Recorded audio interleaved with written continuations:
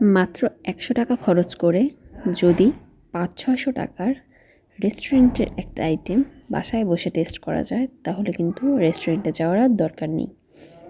হ্যাঁ, এই ২ প্যাকেট স্যুপের দাম ছিল ১০০ টাকা।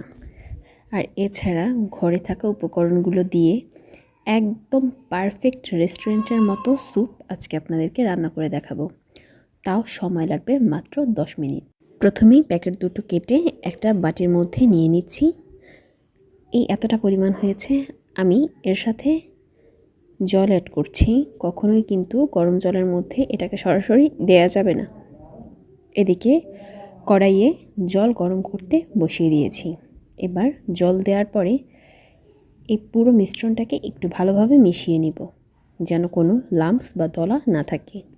এর মধ্যে আমি সামান্য কর্নফ্লাওয়ারও অ্যাড করছি। আপনাদের কাছে থাকলে দিতে পারেন। আমি